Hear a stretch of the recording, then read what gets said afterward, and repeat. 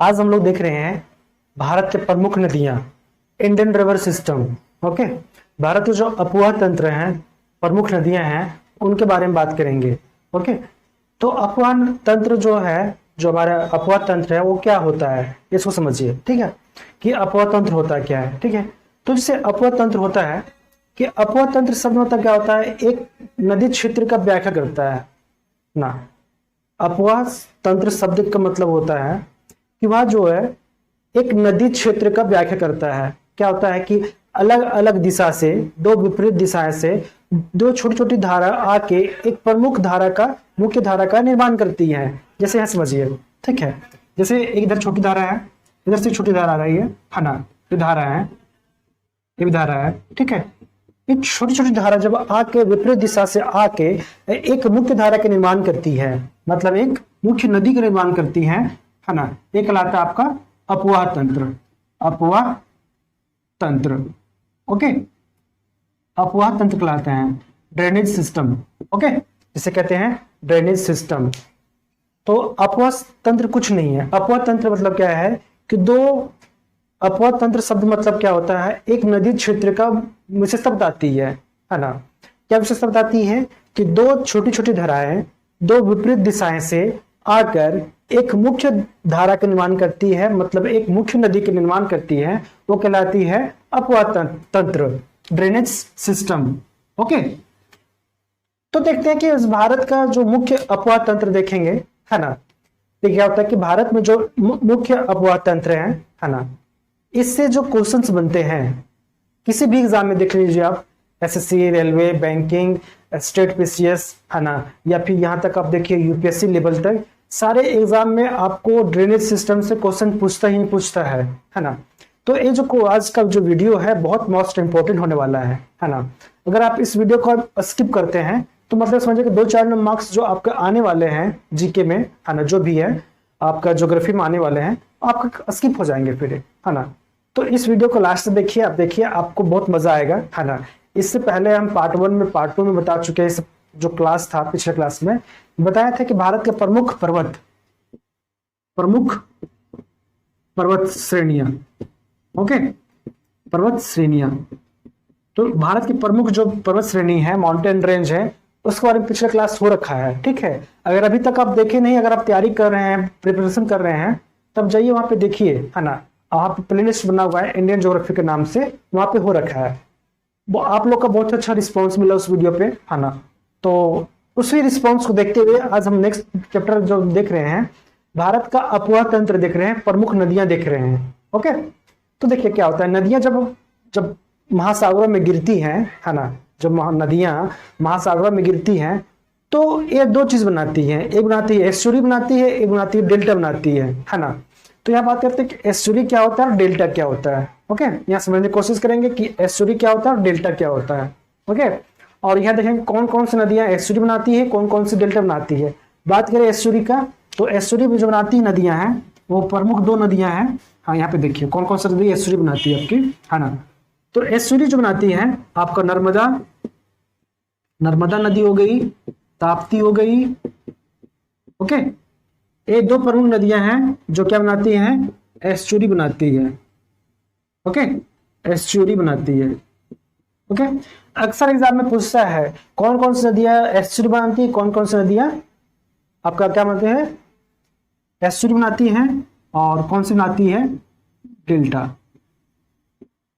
Okay, तो दोस्तों यहाँ पे समझने की कोशिश करेंगे एस्चुरी क्या होती है, डेल्टा क्या होती है। ठीक है, तो बात करते हैं पहले एस्चुरी का। तो एस्चुरी क्या होता है, ठीक है, तो देखिए क्या होता है एस्चुरी जो होता है, एस्चुरी, है ना।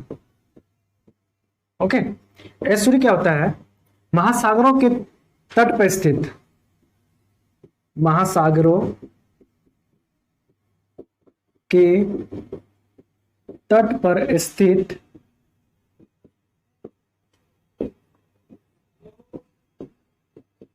आधा बंद खारे पानी का वह भाग जहां नदियों का ताजा पानी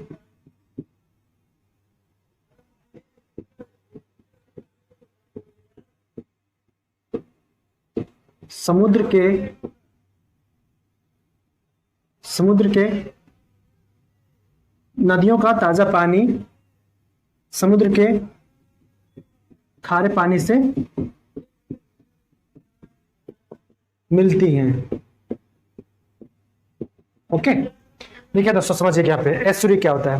एस्चुरी होता है कि महासागरों के तट पर स्थित आधा बंद खारे पानी का वह क्षेत्र जिसमें नदियों द्वारा लाए गए ताजे पानी महासागरों से आके मिलती है। महासागरों का जो खारे पानी जो है वो क्या होता है, नदियों का जो ताजा पानी आके महासागरों में जब मिलती हैं, है ना, तो वहां क्या होता है, बनता है एस्चुरी बनता है। ठीक है, तो एस्चुरी जो बनता है प्रमुख कौन कौन नदी से बनता है एस्चुरी, तो यहाँ पे जैसे देखिए नर्मदा है, नर्मदा, ताप्ती, और एक और जो नदी है कौन सी है, मांडवी। ओके, ये तीन प्रमुख नदियां हैं जो क्या बनाती है, एस्चुरी बनाती है। ओके, अब बात करते हैं डेल्टा का, कि डेल्टा क्या होता है। ओके, तो डेल्टा क्या होता है, देखिए दोस्तों क्या होता है। डेल्टा की बात करें हम तो डेल्टा होता है नदी जहां महासागरों से मिलती है, महासागरों से मिलती है, वहां नदियों द्वारा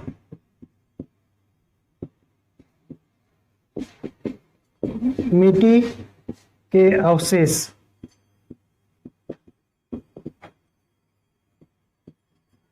लाकर छोड़ देती हैं और वह नदियों के धारा के रूप में बढ़ जाती है और त्रिभुजाकार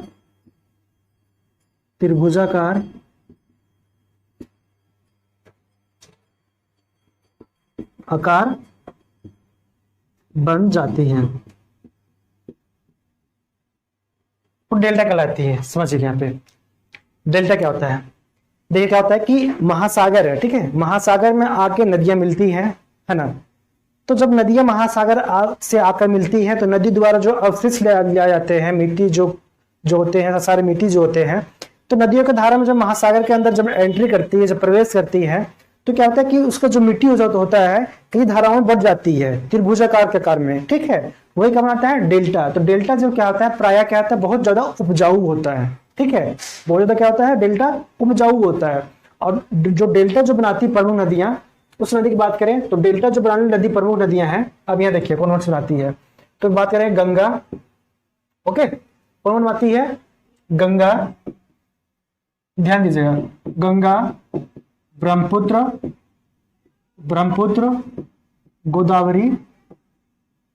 गोदावरी, कृष्णा, महानदी।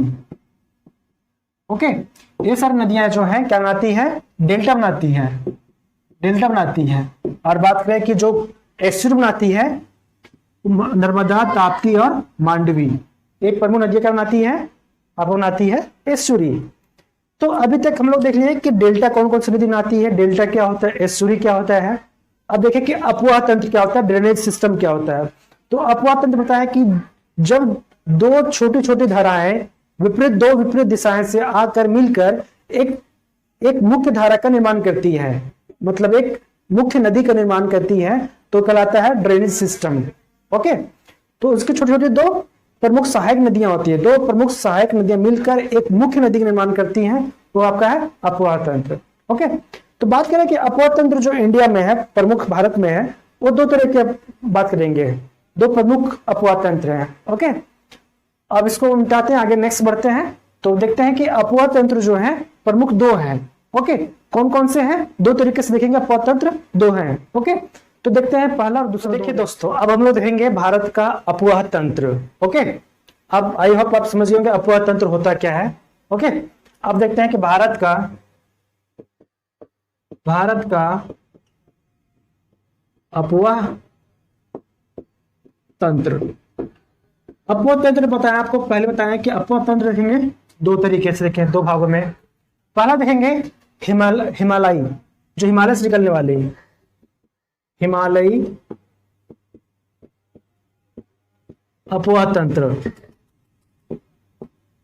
ओके, जो हिमालय से निकल रहे नदियां उनका देखेंगे। फिर देखेंगे प्रायद्वीपीय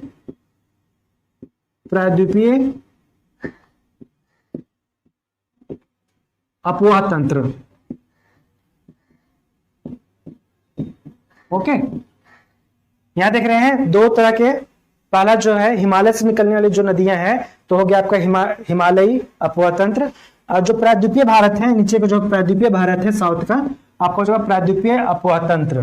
देखिए आपका जो हिमालय है इस क्षेत्र में, इस रीजन में है, उत्तर भारत में, यहाँ पे है ना, नॉर्थ में, और साथ में आपका क्या है, प्रायद्वीपीय भारत है। ओके, तो यहाँ देखिए ये आपको जितने यहाँ से नदियां निकलने वाले, हिमालय से निकलने नदियां हैं उनकी बात करेंगे तो इसमें आ जाएगा आपका हिमालयी अपवाह तंत्र में। और प्रायद्वीपीय भारत से जो निकलने वाली नदियां हैं उसका जाएगा आपका प्रायद्वीपीय अपवाह तंत्र में। ओके, अब यहाँ बात करते हैं हम लोग कि हिमालय से जो नदियां निकलती हैं उनकी बात करेंगे। इनके जो प्रमुख तीन हैं कौन कौन से, यहाँ देखिए प्रमुख है कौन कौन सा, सिंधु नदी तंत्र, नदी तंत्र। ओके, फिर नेक्स्ट, फिर दूसरा जो देखेंगे सिंधु हो गया, फिर दूसरा जो है गंगा नदी तंत्र। ओके, फिर नेक्स्ट आपको मिलेगा ब्रह्मपुत्र नदी तंत्र, नदी तंत्र। ओके, उसके बाद फिर जब प्रायद्वीपीय भारत की बात करेंगे, प्रायद्वीपीय अपवाह तंत्र की बात करेंगे तो इसमें जो हम लोग देखेंगे क्या क्या देखेंगे, इसमें देखेंगे आपका जो रहेगा तो गोदावरी, कृष्णा, कावेरी। ओके, फिर नेक्स्ट आपका है नर्मदा, ताप्ती और महानदी। ये सारी नदियां देखेंगे, ये आपका प्रायद्वीपीय अपवाह तंत्र। ओके, प्रायद्वीपीय अपवाह तंत्र में नर्मदा हो गया, महानदी, कृष्णा, कावेरी, गोदावरी, ताप्ती, सारी नदियां आएंगे आपके प्रायद्वीपीय अपवाह तंत्र में। अब बात करें हिमालयी अपवाह तंत्र में सिंधु नदी तंत्र, गंगा नदी तंत्र और ब्रह्मपुत्र नदी तंत्र देखेंगे। ओके, अब देखेंगे सिंधु जो नदी तंत्र है इसके कुछ प्रमुख जो फिर क्या है, सहायक नदियां हैं। जैसे आप देखेंगे इसकी सहायक नदियां हैं सतलज, ब्यास, रावी, झेलम, चेनाब। इनके प्रमुख 5 जो सहायक नदियां हैं सिंधु की, तो इसमें देखेंगे सिंधु नदी तंत्र देखेंगे। उसके बाद फिर बात करें गंगा नदी तंत्र, तो गंगा नदी तंत्र में जितने सारे सहायक नदियां हैं उनकी बात करेंगे। फिर देखेंगे ब्रह्मपुत्र, तो ब्रह्मपुत्र में फिर कौन कौन सी नदियां आके मिलती है, कौन कौन सी सहायक नदियां कहाँ कहाँ जाती है, कैसे आती है, फुली डिस्क्राइब में हम लोग टोटल मैपिंग के थ्रू सारा देखेंगे कि कहाँ कहाँ से कैसे मिलती है, कैसे बनती है। ओके, फिर बात करते हैं गोदावरी, कृष्णा, कावेरी, नर्मदा, ताप्ती और आपका महानदी, है ना। तो सारी नदी देखेंगे कौन कौन सी नदी एस्चुरी बनाती है, कौन सी डेल्टा बनाती है, और नदियां कहाँ से कहाँ पहुंचती है और कैसे कैसे पहुंचती है, सारा मैपिंग पे हम देखेंगे यहाँ पे। ओके, इनका उद्गम स्थान कहाँ से है और इनका कितना डिस्टेंस है, कितना किलोमीटर का डिस्टेंस है, इनका मुहाना कहाँ पे है, कहाँ से मिलती है ना, इनकी कितने सहायक नदियां हैं, सारे हम डिटेल में कवर करेंगे। ओके, तो वीडियो को लास्ट तक बने रहें, है ना। अगर हमारे चैनल फर्स्ट टाइम विजिट कर रहे हैं तो चैनल को सब्सक्राइब कर लें और लाइक करें और बेल आइकन को प्रेस कर लें, ताकि जितने सारे हम एजुकेशन वीडियो आते हैं, अभी फिलहाल तो अब हमारा जो ज्योग्राफी चल रहा है इंडियन ज्योग्राफी, है ना, उसमें आप देख सकते हैं कि जो पार्ट 1 जो है इंडियन ज्योग्राफी में, है ना, आप लोग का अच्छा रिस्पॉन्स मिला था उसमें, है ना, जिसमें बताए थे कि भारत के प्रमुख पर्वत श्रेणियां, उसमें सारे कवर किए थे प्रमुख श्रेणी, है ना, भारत के जो है उसमें बताया थे कि हिमालय का जो है, जो हिमालय है आपका, है ना, तो हिमालय का जितना सब सारा कुछ था, ट्रांस हिमालय हो गया आपका, है ना, ट्रांस हो गया, वृहत हिमालय हो गया, है ना, शिवालिक हो गया, मध्य हिमालय, लघु हिमालय हो गया, सारा कौन कवर किए हैं। अगर अभी तक आप देखे नहीं तो कहाँ रह गए आप, जाइए उसमें प्लेलिस्ट में इंडियन ज्योग्राफी के नाम से बना हुआ है भारत के प्रमुख पर्वत श्रेणियां, वहां पे आप जब देख सकते हैं, वहां पे जाइए आप देखिए उसको, है ना। आपके लिए बहुत इंपॉर्टेंट है वो, चाहे आप किसी भी फील्ड में आप तैयारी कर रहे हैं, एसएससी का, रेलवे का, है ना, स्टेट पीसीएस का, आप जेपीएससी, यूपीएससी, यूपी पीसीएस, है ना, बिहार बीपीएससी, चाहे किसी लेवल का आप एग्जाम तैयारी कर रहे हैं ऑल इंडिया में, है ना, तो आपके लिए बहुत इंपॉर्टेंट होने वाला है। ओके, ज्योग्राफिक सेशन से आप तैयारी कर रहे हैं तो आपको बहुत इंपॉर्टेंट होने वाला है, उसको आप जब देखिए, बहुत मोस्ट इंपॉर्टेंट क्वेश्चन कभी करवाएंगे उसका, है ना, उसका कुछ ऑब्जेक्टिव क्वेश्चन करवाएंगे, भी करवाए नहीं है तो थ्योरी करवा चुके हैं उसमें। ओके, तो उसमें बताया था कि जो नॉर्थ का जो है, उत्तर भारत का जो सारे प्रमुख पर्वत श्रेणी था, आपका राजस्थान का हो गया, मध्य प्रदेश का हो गया, है ना, राजस्थान का आपका अरावली हो गया, है ना, और फिर आपका मध्य प्रदेश का आपका जो आपका विंध्याचल हो गया, सतपुड़ा हो गया, फिर आपका मैकाल हो गया, सारा हम बताए, उसको डिस्क्राइब किए हैं। जो गुजरात का आपका गिर जो पर्वत श्रेणी है वहां को बताए थे, है ना, फिर महाराष्ट्र का अजंता बताए हैं, फिर प्रायद्वीपीय भारत के जितने सारे जो प्रमुख पर्वत श्रेणी है, पूर्वी घाट पश्चिमी घाट आपस में आकर मिलती है नीलगिरी में, वो सारे कवर करवाए कि नीलगिरी का सबसे ऊंची जो पर्वत चोटी है डोडा बेटा है, जो दक्षिण भारत का सबसे दूसरी जो पर्वत श्रेणी है ऊंची है। उस वक्त बताए थे कि अन्नामलाई है, कार्डमम की पहाड़ी है, अन्नामलाई जो उसकी जो सबसे ऊंची चोटी जो कौन से है, दक्षिण भारत की सबसे ऊंची चोटी जो है कौन सी है, अनाईमुडी है, सारे कुछ कवर करवाए हैं। इसमें जाइए फुल डिटेल में देख सकते हैं आप। ओके, तो देखिए आज हम लोग देख रहे हैं तो भारत की प्रमुख पर्वत श्रेणी, पर्वत श्रेणी नहीं, भारत की प्रमुख नदियां देख रहे हैं, ठीक है, ड्रेनेज सिस्टम। ओके, तो यहाँ पे सबसे पहले हम लोग जो स्टार्ट करेंगे अभी सिंधु नदी तंत्र। ओके, स्टार्ट जो करेंगे अभी हम लोग सिंधु नदी तंत्र, है ना, तो यहां देखते हैं सिंधु नदी तंत्र। ओके, इसको अगर आप नोट करना चाहते हैं नोट कर लीजिए, स्क्रीनशॉट ले लीजिए। अब इसको मिटाते हैं और अब हम लोग स्टार्ट करते हैं मैपिंग में कि इसका जो सिंधु नदी तंत्र है, इसका उद्गम कहां से है, कौन कौन से कितने देशों में जाती है, और इसका मुहाना कहाँ है और कहाँ गिरती है। ओके दोस्तों, अगर वीडियो को अच्छी लगती है तो वीडियो को जरूर लाइक करें और अपने दोस्तों को शेयर करें, उनको भी बताएं, है ना, और जरूर कमेंट करें आपको वीडियो कैसा लगा। ओके, तो चलिए देर न करते हम तुरंत हम लोग स्टार्ट करते हैं, सिंधु नदी तंत्र को कवर करेंगे। ओके, और इसको देखेंगे प्रमुख जो नदियां हैं, कौन कौन सहायक नदियां हैं, कौन कौन बताएं, झेलम, चिनाब, रावी, ब्यास और सतलज, इनको कवर करेंगे। तो देखते हैं कि जो सिंधु नदी जो है ना, इसके जो उद्गम स्थान कहाँ से है और इसका मुहाना कहाँ से है और कितने देशों में बहती है। चलिए देखिए यहाँ पे बात करते हैं सिंधु नदी तंत्र। सिंधु नदी तंत्र, सिंधु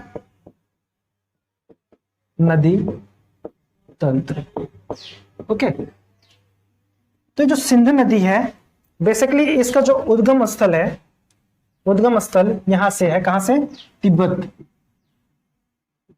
तिब्बत कहां पड़ता है, चाइना, चीन। ओके, इसने कब्जा कौन किया है, चीन ने किया तिब्बत पे, है ना। तो तिब्बत से यहां से निकलता है, तिब्बत से निकलता है, यहां से तिब्बत है ना, तिब्बत से निकलती है मानसरोवर झील के निकट से। कहां से, मानसरोवर झील के निकट से, ध्यान दियो दोस्तों, मानसरोवर झील के निकट से, ओके। कौन सी नदी निकल रही है, तो सिंधु नदी यहां से निकलती है और निकलते हुए कहां क्रॉस पर पहुंचती है, इंडिया में। तो इंडिया का जो है आपका लद्दाख है, लद्दाख का ध्यान दीजिएगा, लद्दाख आपका है, तो लद्दाख के दमचोक, लद्दाख के दमचोक से इंडिया में प्रवेश करती है। ओके, क्वेश्चन पूछता है कि सिंधु नदी सबसे पहले भारत में कहां पे एंट्री करती है, कहां पे प्रवेश करती है, तो सिंधु नदी जो है कहां प्रवेश करती है, भारत में लद्दाख के दमचोक में पड़ती है। ओके, यहां पे पड़ेगा आपको लद्दाख का कौन सा है, दमचोक। ओके, तो सिंधु नदी क्या है, उत्तर पूर्व की दिशा की ओर, ठीक है, ये कौन सी दिशा है, उत्तर पूर्व। तो सिंधु नदी कहां से निकलती है, तिब्बत के मानसरोवर झील के निकट से निकलती है और उत्तर पूर्व की दिशा में होते हुए, उत्तर पूर्व की दिशा में होते हुए ये भारत में प्रवेश करती है, लद्दाख के दमचोक में ये प्रवेश करती है और इंडिया में प्रवेश करने के बाद ये लेह होते हुए, ओके, गिलगित होते हुए, और ये कहां पे एंट्री करती है, गिलगित होने के बाद फिर ये कहां पे आती है, पाकिस्तान में एंट्री कर जाती है ना। अब देखिए ये कौन सा, तिब्बत जो है चाइना का पार्ट है, तो चाइना से होते तिब्बत से होते हुए इंडिया में प्रवेश करती है, कहां पे, इंडिया का पार्ट कौन सा, लद्दाख में, लद्दाख के कहा, दमचोक में, और फिर ये लेह लद्दाख होते हुए ये कहाँ पहुंचती है, गिलगित। ओके, तो गिलगित होते हुए, एक गिलगित है, गिलगित होते हुए फिर कहाँ पहुंचाती है, पाकिस्तान में, है ना। पाकिस्तान के दर्दिस्तान, दर्दिस्तान, दर्दिस्तान, ओके, पाकिस्तान के दर्दिस्तान के समीप होते हुए अरे वहां पहुंच जाती है पाकिस्तान में। ओके, और पाकिस्तान के जो कराची शहर है, कराची है ना, तो कराची यहाँ पे है, ध्यान दीजिएगा, कराची। तो कराची के पूर्व होते हुए, ये पूर्व पार्ट है ना, ये कराची है, कराची के पूर्व है, हाँ। तो कराची के पूर्व तट होते हुए, पूर्व होते हुए कहाँ गिरती है, अरब सागर में। कहाँ गिरती है, अरब सागर में। कहाँ गिरती है, अरब सागर में। ओके, अब दोस्तों यहाँ ध्यान ध्यान दीजिएगा, ये आपका है सिंधु नदी। देखिए, क्लास को ऐसा पढ़िए कि आपको दोबारा जाके इसको रिवीजन करने की जरूरत ना पड़े, ऐसा पढ़िए आप, है ना। आप ऐसा पढ़ेंगे तो आपका 110% है, इस बार बार रिवीजन करने की जरूरत नहीं पड़ेगा। आप ऐसे सोच लेंगे नहीं इसको हम अभी देख लेते हैं फिर बाद में इसको नोट करेंगे, ऐसा नहीं है। ऐसा पढ़िए कि बाद में आपको रट्टा मारने की जरूरत न पड़े। ओके, बिल्कुल सिंपल लैंग्वेज आप समझिए। यहाँ पे देखिए, समझिए यहाँ पे सिंधु नदी कहाँ निकलती है, तिब्बत के मानसरोवर झील से निकलती है। कहाँ से, तिब्बत की मानसरोवर के निकट से निकलती है और उत्तर पूर्व की दिशा होते हुए कहाँ एंट्री करती है, भारत में, लद्दाख में, लद्दाख के दमचोक में प्रवेश करती है और लेह लद्दाख होते हुए लेह। क्वेश्चन पूछता है कि लेह शहर जो है सिंधु नदी के किस तट पे, बाएं तट पे कि दाएं तट पे। ध्यान दीजिएगा दोस्तों, दायां तट। ये जो नदी जा रही है, तो ये जो मेरा दायां हाथ है, इधर इस फेस में खड़े होंगे तो ये आपका दायां होगा। ओके, और इसका इधर को कौन सा है, बायां होगा। ये बायां है और ये आपका दायां है, ठीक है। तो ध्यान दीजिएगा, कंफ्यूजन नहीं होना आपको, ठीक है। बायां कौन सा होता है, दायां कौन सा होता है। अगर नदी जा रही है तो उसी फेसिंग फेसिंग डायरेक्शन में आप खड़े होंगे तो ये आपका बायां होगा, इधर से बायां होगा और इधर से आपका दायां होगा। तो जो लेह लद्दाख है आपका इस यहाँ पे स्थित है, लेह, ठीक है। तो क्वेश्चन पूछता है कि लेह जो शहर है ना, लेह है वो सिंधु नदी के किस तट पे, तो दाएं तट पे हुआ इसका आंसर, ठीक है। तो कहां मिलता है, दायां तट पे, ध्यान दीजिएगा। ओके, अब यहां देखते हैं कि एक गिलगित होते हुए, ठीक है, गिलगित होते हुए कहां, पाकिस्तान में एंट्री करती है। सिंधु नदी कहां एंट्री करती है, पाकिस्तान में, दर्दिस्तान से होते हुए, ठीक है, दर्दिस्तान से एंट्री होते हुए ये पहुंच जाती है पाकिस्तान के कराची में, पूर्वी तट पे होते हुए इधर से जाती है अरब सागर में। अब बात करते हैं कि इसका जो कुल जो लंबाई है ना, कुल लंबाई की बात करें, कुल लंबाई तो 2880 किलोमीटर है। ओके, इसकी जो कुल लंबाई है 2880 किलोमीटर है। तो आप यहां देखे होंगे कि जो सिंधु नदी है कितने देशों से गुजरती है, तो 3 देशों से गुजरती है। ओके, कौन कौन से, पहला है चाइना, चाइना में इसका उद्गम है ना। चाइना इसको मानते हैं चूंकि तिब्बत है ना, तिब्बत जो है चाइना का ही पार्ट है ना, तो इसको ब्रैकेट में कर सकते हैं तिब्बत अब।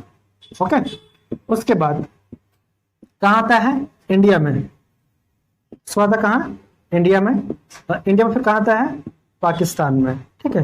तो इस तरह से 3 देशों में जाती है ये नदी। ओके, अब देखते हैं कि इसके जो प्रमुख जो सहायक नदियां कौन कौन सी हैं। आपको बता रहे थे 5 सहायक नदियां हैं, कौन कौन सी, सतलज, ब्यास, झेलम, रावी और चिनाब। ये 5 इसकी सहायक नदियां हैं। ओके, तो सबसे प्रमुख जो सबसे बड़ी जो सहायक नदी है कौन सी है, चिनाब, है ना। तो देखते हैं अब हम लोग चिनाब को, किसकी सहायक नदी, चिनाब जो है इसका उद्गम स्थल कहाँ है और इसका मुहाना कहाँ मिलती है, इसकी कितना डिस्टेंस है, कैसे कैसे कहाँ से निकलती है। ओके, तो वीडियो अगर मजा आ रहा है तो वीडियो को लाइक करना ना भूले दोस्तों, अगर लाइक करें और सब्सक्राइब जरूर करें। ओके, बहुत सारे ऐसे हमारे दोस्त मित्र लोग हैं वीडियो देखते हैं बट सब्सक्राइब नहीं करते हैं, सब्सक्राइब जरूर करें दोस्तों, इससे हमारे को मोटिवेशन मिलती है ना। इससे आपके लिए अलग से और कुछ अलग करने का जज्बा होती है, आपके लिए अच्छे से अच्छे कंटेंट लाने की कोशिश हम करते हैं आपके, है ना। तो दोस्तों देखते हैं कि जो सिंधु नदी है उसकी सहायक नदियां जो है कौन कौन सी है। यहाँ पे देखिए, पहला जो है सहायक नदी, है ना, सहायक नदियां। ओके, पहला जो नदी है कौन सी है, चिनाब, फिर झेलम, रावी, ब्यास, लास्ट कौन सा है, सतलज। ओके, तो सिंधु नदी जो है, इसकी जो सहायक नदियां हैं, 5 प्रमुख सहायक नदियां हैं, जिनमें से सबसे जो बड़ी जो सहायक नदी है, लंबी है, कौन सी है? चिनाब है ना। तो चिनाब, झेलम, रावी, व्यास और सतलज। तो बारी बारी से देखते हैं हम लोग, है ना। तो पहले स्टार्ट देखते हैं हम लोग चिनाब को, कि चिनाब की सहायक जो नदी है, जो सिंधु की सहायक नदी चिनाब है, उसकी जो उद्गम स्थान कहाँ से है, कहाँ से निकलती है, इसकी मुहाना कहाँ से, किस नदी से कहाँ मिलती है। ओके, तो देखेंगे सिंधु में जो में कहाँ से मिलती है, सिंधु में नदी जो है चिनाब कहाँ मिलती है, कैसे मिलती है। ओके, तो चलिए देखते हैं। यहाँ से निकलती है, यहाँ पे हिमाचल प्रदेश है। ओके, शॉर्ट फॉर्म में एच लिख रहे हैं, ठीक है।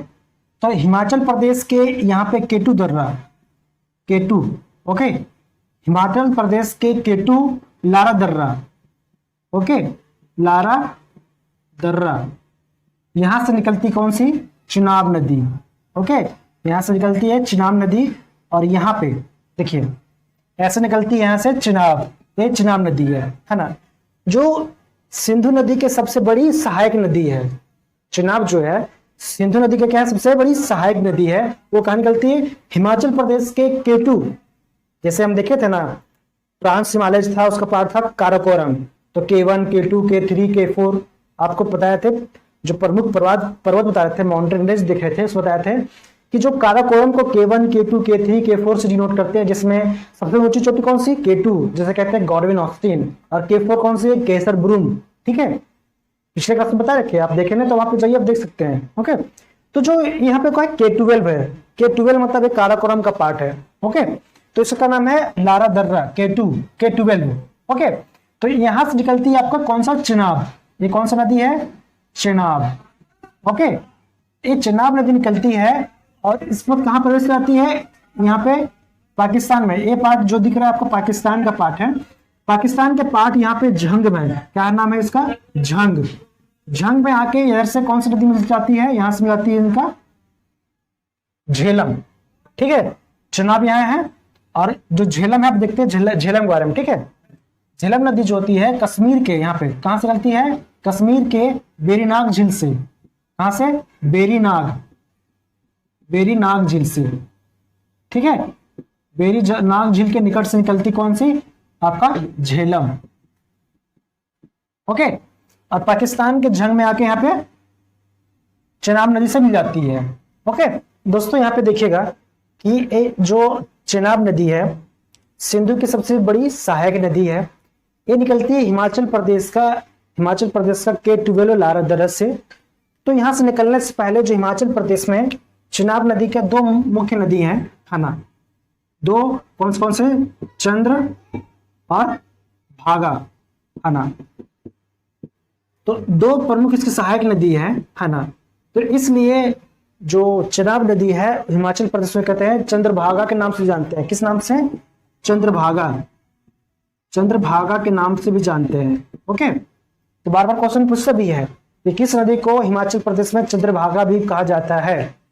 तो चंद्रभागा क्यों कहते हैं? कि इनकी जो 2 प्रमुख जो 2 नदियों से निकलता है, कौन सा? चिनाब नदी, एक चंद्र एक भागा। तो चंद्र भागा से निकलती हो जाती है कौन से? चंद्रभागा। इसलिए हिमाचल प्रदेश में जो चिनाब नदी है उसे कहते हैं चंद्रभागा। ओके, तो ध्यान दीजिएगा, चंद्र और भागा, इसको नोट कर सकते हैं आप। ओके, चंद्र और भागा तो बनती है चिनाब।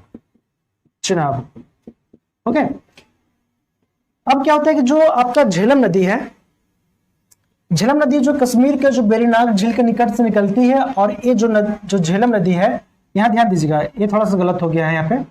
झेलम नदी जो है, झेलम नदी वो क्या आता है? यहाँ इंडिया पाकिस्तान की बाउंड्री के साथ ये होता है, और ये यहाँ से बाउंड्री के साथ में 170 किलोमीटर, ठीक है, 170 किलोमीटर का ये बाउंड्री बनाती है इंडिया और पाकिस्तान का, है ना। तो बेरीनाग झील के निकट से निकलती कौन सी? झेलम नदी, और इंडिया और पाकिस्तान के बीच की जो बाउंड्री है उसके बीच में 170 किलोमीटर का बाउंड्री शेयर करती है। 170 किलोमीटर की बाउंड्री शेयर करती है पाकिस्तान प्लस इंडिया का। कौन सी नदी? आपका झेलम नदी। ओके बाद फिर क्या होता है? झेलम नदी जो है वो झंग में आके, पाकिस्तान के झंग में आके यहाँ मिल जाती है, किससे? चिनाब से मिल जाती है। ओके, समझ को कंफ्यूजन नहीं। अब आगे बढ़ते हैं हम लोग, कौन सी? अब देखते हैं रावी। ओके, अब देखिए दोस्तों, यहाँ क्या है कि रावी जो है हिमाचल प्रदेश का रोहतांग दर्रा, रोहतांग दर्रा, ठीक है। हिमाचल प्रदेश के रोहतांग दर्रा से कौन सी निकलती है? रावी नदी। ओके, कौन सी है? रावी, रावी निकलती है और कश्मीर और पंजाब के होते हुए ये पहुंच जाती कहां पे? पाकिस्तान के जंग, ठीक है, जंग में यहाँ के आके मिल जाती है। ओके, ये कौन सा नदी है आपका? रावी है। ओके, इससे पहले कौन सा ये था? झेलम था, ये झेलम यहाँ है, और ये कौन सा है आपका? चिनाब है, चिनाब। ओके, तो देखिए रावी जो है हिमाचल प्रदेश का रोहतांग दर्रा है, वहां से निकलती है और ये पंजाब कश्मीर होते हुए ये पहुंच जाती कहां पे? पाकिस्तान, और पाकिस्तान के जंग के निकट में, जंग वहां का स्थान एक है, तो जंग के निकट में वहां पे किस में आती है? चिनाब से जाती है, ठीक है। तो देखिए झेलम नदी भी चिनाब से मिली थी और रावी भी किससे मिली? चिनाब से मिली, ठीक है। तो यहाँ हम लोग 3 नदी देख लिए। अब आगे बढ़ते हैं, अब मिली कौन सी? सतलज नदी, और सतलज नदी मिलने से पहले कौन सी मिलती है उससे? ब्यास। तो ब्यास मिलती पहले सतलज में, और फिर सतलज में आके मिलती कहाँ? सतलज मिलती है चिनाब से, और यहाँ पे 5 नदी मिलकर यहाँ पे पंचनद का निर्माण करती है। ओके, 5 नदियां जो है सतलज, ब्यास, रावी, झेलम, चिनाब, एक 5 नदी मिलकर पाकिस्तान में यहाँ पे पंचनद का निर्माण करती हैं। ओके, पंचनद का निर्माण करती हैं। ओके, तो यहाँ देखते हैं, पहले देखते हैं सतलज नदी। ओके, सतलज कहाँ से निकलती है? तो सतलज जो नदी है यहाँ से निकलती है, ध्यान दीजिएगा यहाँ पे। अब ये जो पार्ट है तिब्बत का पार्ट है, तो तिब्बत से यहाँ से निकलती है ना, तिब्बत में से निकलती है, यहाँ पे मिलेगा आपको राकस ताल झील। ओके, राकस ताल झील के निकट से निकलती है ना, यहाँ से निकलती कौन सी नदी? सतलज नदी, और हिमाचल प्रदेश में हिमाचल प्रदेश प्रवेश करती है, और प्रवेश करते हुए ये जो नदी है पंजाब होते हुए है ना, और ये कहाँ पर पहुंच जाती है? पाकिस्तान। कहाँ पर आती है? पाकिस्तान। तो यहाँ देखिए ये कौन सा है आपका? सतलज, सतलज नदी है। ओके, इसका उद्गम जो स्थान है तिब्बत के राकसताल झील के निकट है, और ये हिमाचल प्रदेश से क्रॉस पहुंचती है, अब पंजाब होते हुए, ये पंजाब होते हुए फिर कहाँ पहुंच जाती है? पाकिस्तान में, और पाकिस्तान में फिर कहाँ मिल जाती है आपको? चिनाब से मिल जाती है। ओके, कहाँ मिलती है? चिनाब से, और चिनाब में मिलने से पहले यहाँ पे कौन सी मिलती है? इससे ब्यास नदी मिलती है। यहाँ मिलती कौन सी? ब्यास नदी। ओके, तो दोस्तों यहाँ पे देखिए कि आपका जो ब्यास नदी है, ब्यास नदी, तो हिमाचल प्रदेश का रोहतांग दर्रा, ठीक है, यहाँ पे देखिए हिमाचल प्रदेश के रोहतांग दर्रा से निकलती कौन सी? ब्यास नदी, और कहाँ मिल जाती है? सतलज नदी में, ठीक है। तो सतलज में कहाँ? पंजाब में, यहाँ पे पंजाब में हरिके है ना, हरिके, हरिके बैराज, यहाँ पे हरिके है, ठीक है। तो हरिके पंजाब के, यहाँ पे पंजाब में, ओके, पंजाब के हरिके में कहाँ मिल जाती? किससे? सतलज नदी से मिल जाती है। कौन? ब्यास नदी। तो ब्यास नदी का जो उद्गम स्थल कहाँ से है? ये ब्यास है। ओके, तो ब्यास का जो उद्गम स्थल है हिमाचल प्रदेश के कहां से? रोहतांग दर्रा से है, रोहतांग दर्रा से है, और ये पंजाब के हरिके में यहाँ पे मिल जाती है। अब क्या कि यहाँ मिल जाती है, और यहाँ से सतलज नदी और ब्यास नदी जब मिल जाती है तो यहाँ पे पाकिस्तान के बहावलपुर, ओके, बहावलपुर में किस मिल जाती है? चिनाब से मिल जाती है। ओके, पाकिस्तान के बहावलपुर में मिल जाती है चिनाब से, ठीक है। तो देखिए दोस्तों, अब क्या है कि यहाँ जो हरिके हैं, तो हरिके से यहीं से जहाँ पे सतलज और ब्यास आप लोग से मिलते हैं हरिके में, ठीक है, वहीं पे बनाया क्या गया? बैराज, हरिके बैराज, ठीक है। तो हरिके से यहीं से निकला कौन सा? देश का सबसे बड़ी जो नहर है इंदिरा गांधी नहर, है ना, यहीं से निकली है ना, यहाँ से निकली पंजाब से, हरिके से, पंजाब होते हुए राजस्थान होते हुए कहाँ तक गई है? गुजरात तक, है ना। सबसे जो इसका जो ब्रॉड एरिया है कहाँ है? राजस्थान में, राजस्थान में है। कितना? 480 किलोमीटर, 480 किलोमीटर जो है डिस्टेंस है वो राजस्थान में है। जो देश का सबसे लंबी नहर जो है इंदिरा गांधी नहर, वो यहीं से निकली है। ब्यास और सतलज का जो जहां मिलते हैं वहीं पे हरिके बैराज है, हरिके है, हरिके में से निकलती है। ओके, तो देश की सबसे लंबी जो नहर है कौन सी? आपका इंदिरा गांधी नहर, इंदिरा गांधी नहर। ओके, यहां निकलती है और पंजाब होते हुए राजस्थान होते कहां तक जाती है? गुजरात तक। ओके। और सबसे लंबा जो डिस्टेंस है राजस्थान में है, 480 किलोमीटर तक फैला हुआ है राजस्थान में आपका, है ना। ओके, तो यहाँ पे देखिए दोस्तों क्या है कि ये जो आपका सतलज नदी है ना, सतलज से, यहाँ सतलज नदी निकलती कहाँ से, राकसताल झील से, तिब्बत से, और यहाँ से जब आती है, और यहाँ से ब्यास नदी जो है निकलती है हिमाचल प्रदेश के रोहतांग दर्रा से, एक कुल्लू घाटी होते हुए बहती हुए एक कहाँ पहुंचाती है, पंजाब, है ना। अब पंजाब में हरिके में वापस मिल जाती है और वहीं से निकलती है हरिके, है ना। और वहां से पंजाब में हरिके से निकली है देश की सबसे बड़ी नदी जो है, नहर जो है, इंदिरा गांधी नहर है। तो 480 किलोमीटर नहीं, 470 किलोमीटर होगा। ओके, 470 किलोमीटर तक राजस्थान में फैला हुआ है। अब देखिए क्या आता है कि एक सतलज हो गया नदी, इसमें ब्यास नदी मिल गई है, और ये बहावलपुर में आके मिलती किसे, चिनाब से। अब देखिए यहाँ पे पांचों नदियां मिल गई। अब पांचों नदियां क्या होती है कि सिंधु नदी मिलने से पहले ये 45 किलोमीटर तक आपस में साथ साथ नदियां चलती है, पांचों नदियां, है ना, झेलम, चिनाब, रावी, ब्यास और सतलज। और ये 45 किलोमीटर तक पता है ये नदी क्या आता है, पंचनद का निर्माण करती है। ओके, ये नदियां पाकिस्तान में पंचनद का निर्माण करती है, और ये नदी मिल जाती है फिर किससे, सिंधु से मिल जाती है। सिंधु से मिलने के बाद फिर कहाँ जाती है, अरब सागर में। ओके, तो आई होप दोस्तों आप लोगों को कभी समझने को कंफ्यूजन नहीं होगा। देखिए दोस्तों क्या होता है कि यहाँ पे अभी हम लोग सिंधु नदी तंत्र देखें, है ना।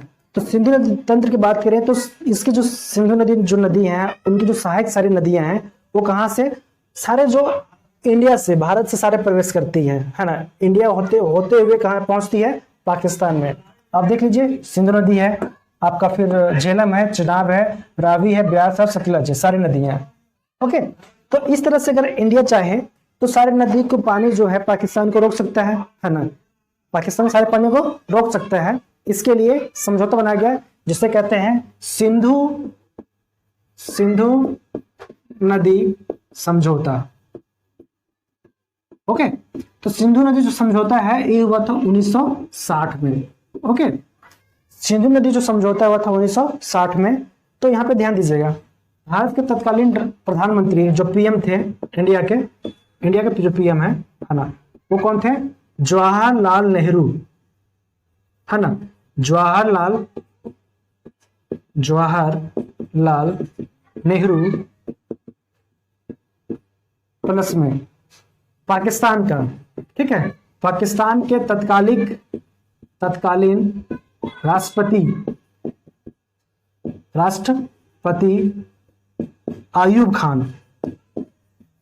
ओके, आयूब खान, इनके बीच में समझौता हुआ। ओके, कौन कौन, देखिए अगर इंडिया चाहता तो सारा पानी को रोक सकता है, जितने हैं उनके लिए क्या हुआ कि 1960 में एक समझौता किया गया, है ना, कि इंडिया कोई भी पानी को रोकेगा नहीं, है ना। तो 1960 में प्रधानमंत्री जो भारत के प्रधानमंत्री जवाहरलाल नेहरू और पाकिस्तान के तत्कालीन जो राष्ट्रपति अयूब खान के बीच में क्या होता है, समझौता होता है। इसमें बोला जाता है कि पाकिस्तान को तीन नदियां दी गई। कौन कौन सी, यहाँ पे देखिएगा ऊपर की तीन नदियां, सिंधु, झेलम और चिनाब। सिंधु, झेलम और चिनाब, चिनाब। ओके, चिनाब। तो तीन नदियां जो, इसमें तीन नदियों पर कंट्रोल किसका होगा, पाकिस्तान का होगा। और तीन नदी कौन कौन, रावी, ब्यास और सतलज, इसमें किसका होगा, इंडिया का कौन कौन सा होगा, रावी, ब्यास और सतलज।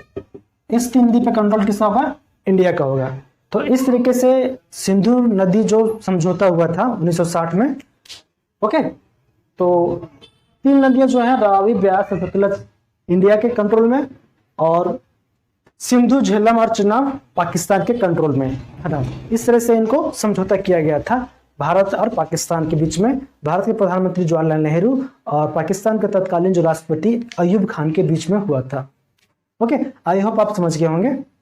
अब नेक्स्ट देखते हैं, एक बार फिर से देखते हैं हम लोग यहाँ पे कहाँ से कौन नदियां मिलती हैं, एक बार रिवाइज कर लेते हैं। तो दोस्तों यहाँ देखिए, सबसे पहले बात करते हैं हम सिंधु नदी का। तो सिंधु नदी जो निकलती है मानसरोवर झील तिब्बत से निकलती है, मानसरोवर झील के निकट से निकलती है, कहाँ से, तिब्बत से, और उत्तर पूर्व की दिशा होते हुए ये कहाँ पहुंचती है, भारत का, इंडिया का, आपका इंडिया में प्रवेश करती है लद्दाख के दमचोक में, है ना। और लेह होते हुए उसके बाद यहाँ से लेह होते गिलगिस्तान होते हुए पाकिस्तान के दर्दिस्तान में प्रवेश करती है, और कराची होते हुए ये कहाँ चलाती है, अरब सागर में। अब सिंधु नदी के कितने जो सहायक नदियां हैं, 5 सहायक नदियां हैं, कौन कौन सी, झेलम, चिनाब, रावी, ब्यास और सतलज। ये जो 5 नदियां हैं उनको देखते हैं। उनमें सबसे बड़ी जो नदी है वो कौन से है, चिनाब है। तो पहले देखते हैं चिनाब को। तो चिनाब जो है वो हिमाचल प्रदेश का K12 लारा दर्रा से निकलती है, और ये कहाँ, पाकिस्तान के झंग में मिल जाती है, पाकिस्तान के झंग में मिल जाती है। और जो चिनाब नदी है वो हिमाचल प्रदेश में उनके 2 सहायक प्रमुख नदियों से निकलती है, 2 मुख्य नदियों से निकलती है, जिसे कहते हैं चंद्र और भागा। तो 2 नदियों के संगम से निकलती है कौन से, चिनाब नदी। इसलिए हिमाचल प्रदेश में चंद्रभागा भी कहा जाता है, किसे, चिनाब नदी को। ओके, तो ये कहाँ मिल जाती है, पाकिस्तान के झंग में, किसे मिल आके यहाँ पे झेलम मिल जाती है। ओके, तो कौन है यहाँ पे, झेलम। अब यहाँ देखते हैं जो झेलम नदी है कश्मीर के बेरीनाग झील के निकट से निकलती है, और भारत और पाकिस्तान के बीच बाउंड्री बनाती है, कितना, 170 किलोमीटर का एक बाउंड्री बनाती है। बनाते हुए ये पाकिस्तान में प्रवेश कर जाती है, और पाकिस्तान में झंग के निकट में किस मिल जाती है, आपका चिनाब से मिल जाती है, कौन सी, झेलम नदी। ओके, तो आपका झेलम हो गया और चिनाब हो गया। अब नेक्स्ट बढ़ते हैं आपका रावी। तो रावी नदी जो है आपका हिमाचल प्रदेश के रोहतांग दर्रे से निकलती है, हिमाचल प्रदेश के रोहतांग दर्रे से निकलती है, और ये पाकिस्तान में प्रवेश करती है ना। कहाँ होती है, पाकिस्तान में प्रवेश करती है, और झंग के निकट में एक चिनाब से मिल जाती है, कौन सी, रावी। अब बात करते हैं सतलज। तो सतलज जो है वो तिब्बत में स्थित राकसताल के निकट झील के निकट वहां से निकलती है, कौन सा, सतलज नदी। और वहां से निकलने के बाद ये प्रवेश करती है हिमाचल प्रदेश में। हिमाचल प्रदेश प्रवेश होने के बाद ये पंजाब पहुंचती है, और पंजाब में ब्यास नदी उसमें मिलती है। और पंजाब और सतलज नदी का जो संगम है वहां पे क्या है, हरिके है, और वही संगम है, वहीं पे हरिके से क्या निकाला गया है, देश का सबसे बड़ी जो नहर है, इंदिरा गांधी नहर, वहां से निकाला गया है पंजाब से। अब पंजाब होते हुए राजस्थान और कहां तक गया है, गुजरात तक फैला हुआ है आपका इंदिरा गांधी नहर। जो सबसे जो लंबा फैला हुआ है राजस्थान में है, 470 किलोमीटर फैला हुआ है, 470 किलोमीटर फैला हुआ। अब क्या होता है कि जो सतलज नदी है और ब्यास नदी है, ये क्या है, पाकिस्तान के बहावलपुर में क्या होता है, मिलती किसे, चिनाब से। अब वहां की 5 नदी मिल गई है, झेलम, चिनाब, रावी, सतलज और ब्यास। 5 नदी मिलने के बाद 45 किलोमीटर का डिस्टेंस में ये 5 नदी साथ साथ मिलती है, और 5 नदियां पंचनदी का निर्माण करती है, और फिर कहाँ लाती है, सिंधु में। सिंधु मिलने बाद फिर कहाँ गिरती है, अरब सागर में। ओके, तो इस तरह से देखें हम लोग सिंधु नदी तंत्र, है ना। तो आज की क्लास में देख लिया सिंधु नदी तंत्र। नेक्स्ट क्लास में देखेंगे हम लोग गंगा नदी तंत्र। एक ही क्लास में सारा कवर करना पॉसिबल नहीं है ना। तो आज की बस इतने करते हैं, फिर हम लोग मिलते हैं नेक्स्ट क्लास में। तो आज कंप्लीट हुआ आपका सिंधु नदी तंत्र, है ना। अगर आपको कोई कंफ्यूजन है तो आप कमेंट करके पूछ सकते हैं, है ना। आपको कंफ्यूजन सारा दूर किया जाएगा। फिर भी मुझे लगता है कि आपको कोई कंफ्यूजन रहा होगा। ओके, तो आज की बस इतनी करते हैं, फिर मिलते हैं नेक्स्ट क्लास में। अगला क्लास जो होगा उसमें हम लिखेंगे गंगा नदी तंत्र देखेंगे। ओके, तो दोस्तों अगर आप वीडियो को यहाँ तक देखे हैं, तो अगर वीडियो अच्छी लगे तो वीडियो को लाइक करें और सब्सक्राइब कर लें, और सब्सक्राइब करके बेल आइकन को प्रेस करना ना भूलें, और उस पर ऑल कर लीजिएगा, ताकि जो भी नोटिफिकेशन होगा आपको सारी मिल जाएंगी, है ना। तो फिर मिलते हैं नेक्स्ट क्लास में। Thank you.